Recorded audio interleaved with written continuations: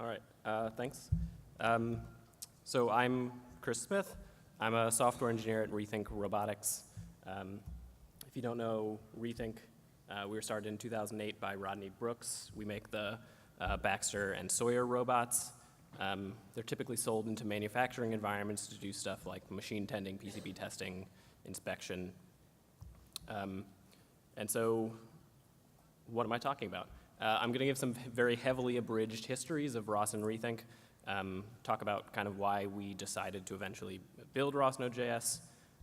We're going to go through some code examples, just like looking at basically how you interact with it, do a brief kind of comparison with the RosCPP client library, and then have some demos and talk a bit about limits and kind of future work that still needs to happen. So this is a very abridged history of ROS, obviously. It's kind of a web tech focused one. ROS obviously started a little before this, but June 2009 was the first paper published on ROS as far as I'm aware. You then have the original RosBridge paper from Chad Jenkins' group that came out a few years later. Actually discovered after we had written rosnodejs that someone at Willow had worked on one for a while ago. And then a bunch of stuff going on Robot Web Tools, but not a ton has kind of happened in the space that I'm aware of. If you did something cool and I don't have it on here, I'm sorry, but I'm not aware. And at Rethink, I was actually very surprised to learn that we pulled ROS in 2010. This was apparently Box Turtle. I'm surprised, but it's still with us. So when I joined Rethink in 2014, this is roughly what our software looked like. It's all running on the robot's head display. All the interaction is through buttons on the robot. This is the software that Sawyer, the second robot, launched with. And kind of a high-level goal of the software we build at Rethink is to make it easier to actually deploy robots in manufacturing environments. And in some respects, the software did that really well. But there were also some issues. A big one for us was just that while it was easy for people to get the robot to do simple things, it was hard, if not impossible, for them to get the robot to do more complex things. So it was kind of a low floor, but also this low ceiling. And there were a bunch of reasons for this. One of them was our sort of arcane task structure, which generally made it difficult for users to reason about what the robot was going to do. It was hard for them to alter default behaviors, and then it was hard for us as software developers to write code that would look at a task and try to understand what it was going to do. So in February, actually, we released Intera 5. If you're aware of Rethink, you've probably kind of seen this before. The UI is running inside of Chrome, and the task representation is now using behavior trees, which is common in like video game AI and I think a few other areas. But roughly, our tech stack is this. So there are multiple UIs that are all running in Chrome or Chrome that are connected to this thing that we call the engine that's written in Node.js. The engine is then kind of communicating to the robot, like doing the controls and I/O, which is then talking to all the embedded stuff. And the engine is this very big thing that kind of does all this, but the important piece of it for this talk is really that it is a software interface to the robot. If you've used the SDK on Baxter at all, the engine functionally hooks into the SDK. And so that communication is over ROS. When we first started doing this, we were using RosBridge to connect to the rest of the engine, or connect the engine to the rest of the robot, which worked really well for a long time. It's very easy to get going. We immediately had communication to the front end and the back end, which was pretty nice. If you don't know what RosBridge is basically the server written in Python that communicates over ROS on one side and then has this custom JSON WebSocket protocol on the other. I think it was initially just kind of intended for browsers, but it's been extended to other environments, so it definitely runs in Node, and I think I've seen it used in Java and MATLAB and a few other places. But we kept running into issues. I think dealing with large amounts of data being sent over RosBridge has been something that they've been dealing with for a long time. I know they've come up with a lot of things to try and improve that, like BSON encoding, the web video server. the TF2 web republisher. A lot of them work very well, but we kept kind of having issues with the amount of data that we were sending through. Generally, we'd run into bugs where data would kind of be buffering in RosBridge and then either wouldn't get out of the engine to the robot. So if somebody told the robot to stop, the robot wouldn't stop. Or vice versa, data coming from the robot would be really slow to display to the users. So sometime in early 2016, I started thinking about experimenting with writing ROS into Node. And in February of that year, I sent this email to Ian McMahon, the head on our SDK, which was basically ROS running in Node. Everything didn't fully work at this point, but all the communication was there, the message generation was there. Before pulling it in, we wanted to do some testing. This isn't the testing that I did then. I couldn't find it, so 2 weeks ago I roughly tried to recreate it. But we ran some tests just trying to publish and subscribe, sending lots of messages across. So these are the publishing tests. We had similar ones for subscribing, but it generally looked to us, and this wasn't what we were looking at the time, but like rosnodejs was performing better than RosBridge and roslibjs, which should be expected because we're cutting out this middle step where it has to deserialize and reserialize all the data. So in September of 2016, we pulled rosnodejs into Intera and pulled RosBridge and roslib out of our system. But what can you do with rosnodejs? I think nearly everything that the ROS core can do. So there's publishers, subscribers, services, parameters, actions, namespacing, some simple time stuff, logging, message generation. Node files can also be executable, so you can ROS run or ROS launch them. So if we just wanted to initialize a node, can I get a pointer? There we go. It looks very similar to other initializations that you've seen. You just pass in a string for the node name, and then there's a bunch of options. So you can make your node anonymous. You can programmatically overwrite the ROS master URI if you want to. There's a bunch of other things. You can then just shut down the node.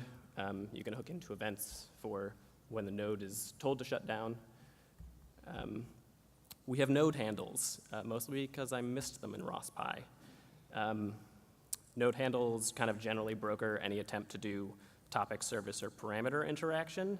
You can give it a namespace too, which is nice. So if you're going to subscribe to like 20 topics and they're all deeply nested in some namespace, you can just give your node handle a namespace and not deal with copying that over and over again. So if you wanted to make a publisher, you would just do it through the node handle. You pass in a topic, which is a string, a type, which is either a string or an object, and then there's a bunch of options to set the queue size and latching and stuff like that. So if you're going to make a publisher, you just set the topic. The type can be a string, which just says standard messages / string, or if you want to instead, you can actually pull in the message that you're trying to use and just pass that object in, pass in overrides. When you're actually publishing, you can give us just a raw JavaScript object, or you can actually create a string message and publish that instead, and then you can shut down each of them. Subscribers are fairly similar, except they have a callback.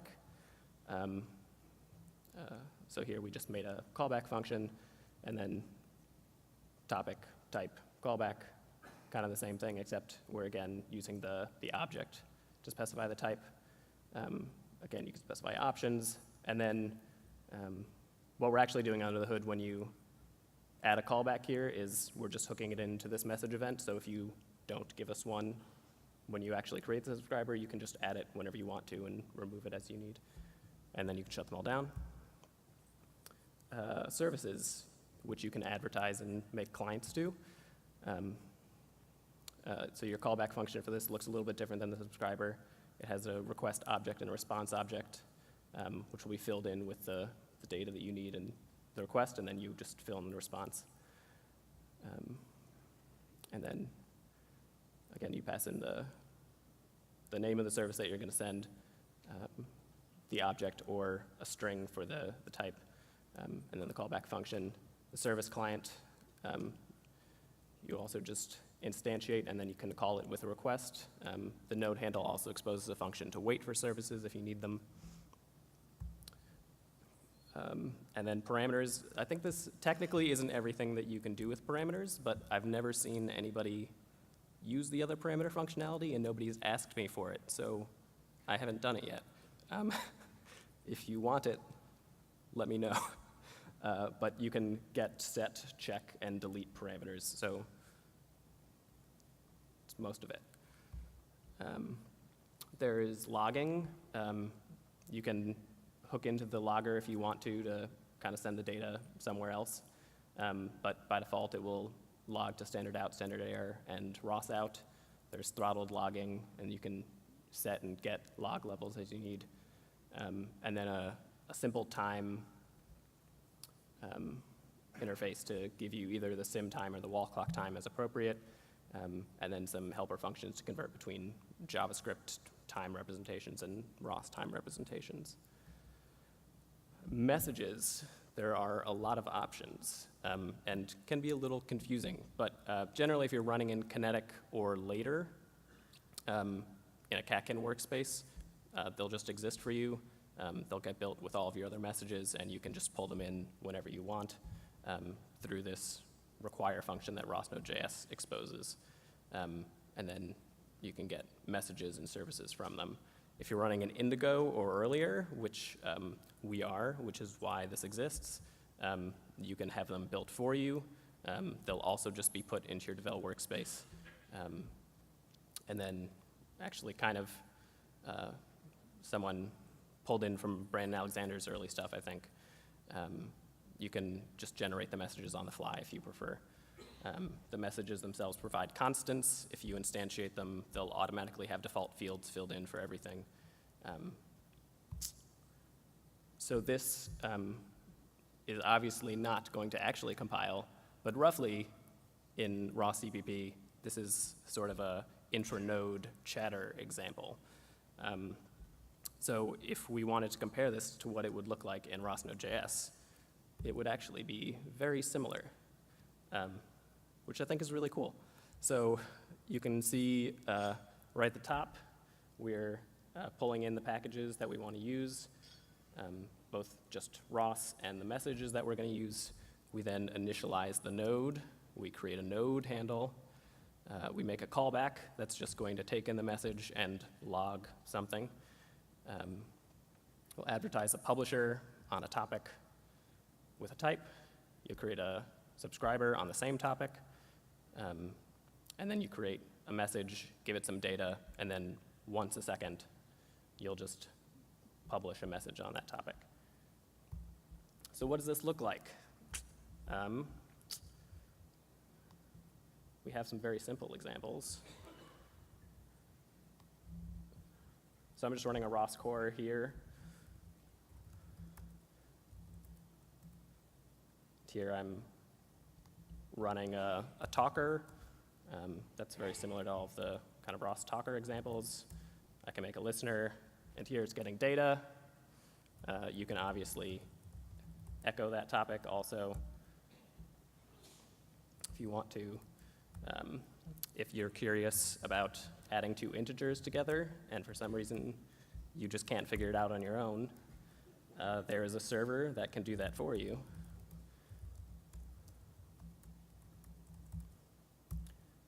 And now you have done some very complicated math, so you're welcome. I think the biggest example I'm aware of is in Terra. So this is in Terra 5. I made the robot do some very strange pattern task.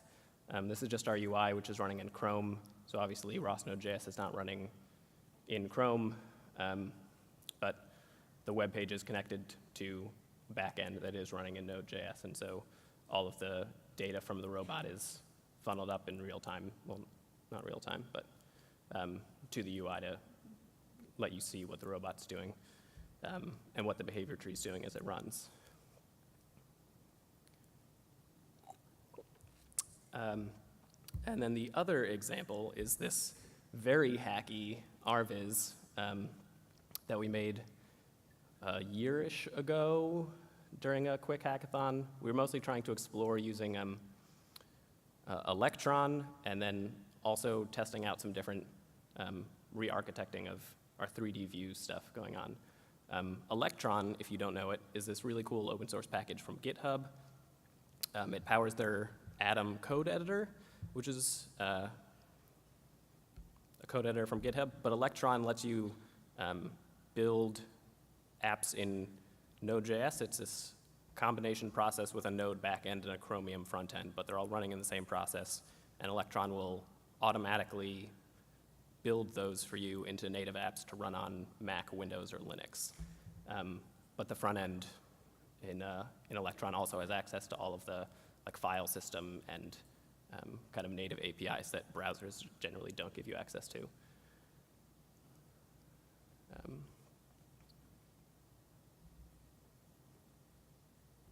I don't know where the light came from in this, and Baxter only has one arm, but the TFs look pretty good. It's a hackathon. So what can't you do? So JavaScript number representation, all numbers in JavaScript are represented as 64-bit floating point numbers, so there's no 64-bit integers natively supported in JavaScript. There are a host of packages that you can pull in that provide that support for you, so that's what we do, although there are proposals to add native big integer support. Generally, JavaScript time resolution only gives you millisecond precision. If you're running just in Node, you could write plugins to C++ that would give you higher resolution stuff, but it wouldn't scale to the browser or necessarily to other backend engines. And then obviously, rosnodejs cannot run in the browser. You're still going to need a bridge, which could very reasonably be RosBridge and roslib. Ours kind of ties into our own event system that we use for everything else. In terms of future work, I think there's a lot more to do on tools and utilities to run in JavaScript, TF, URDF, math stuff. Ideally, these would be platform agnostic. We could tie into like a lot of KDL, C++ stuff to run it in Node, but then it wouldn't be able to run in the browser. And that would probably be annoying in some instances. roslibjs already has some of these, but a number of them kind of tie into the roslib's communication protocol. And then RCL Node.js is actually being developed, I think, by Intel for ROS2. So depending on how they build it and what changes between ROS2 and normal ROS, we could possibly share some of those tools and utilities. But that's it. So if you're interested in the code, it's online, it's open source. You can open pull requests and file bugs as you want. Ian is looking for an intern. You can talk to him if you would like. Thank you.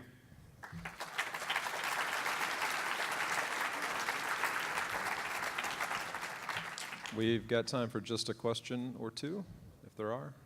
And Justin, come on up. While people are thinking about that, are you looking for contributions to rosnodejs? And if so, what do you need help with?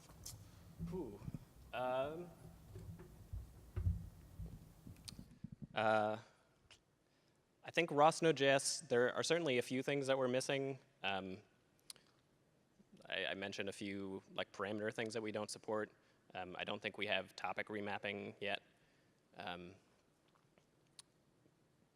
And then I think there's still some more testing to do on a lot of the action stuff. I mostly had to parse through all of the action lib source code to try and figure out what the action server and stuff we're actually doing.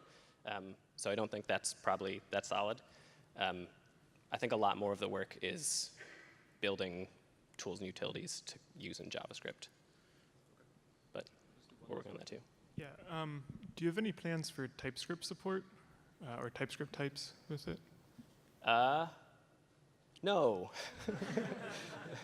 If you want to do that, you should. Yeah, I wouldn't have a problem doing it, but we don't use TypeScript, and so I didn't. Yeah. All right. Thanks, Chris. Yep.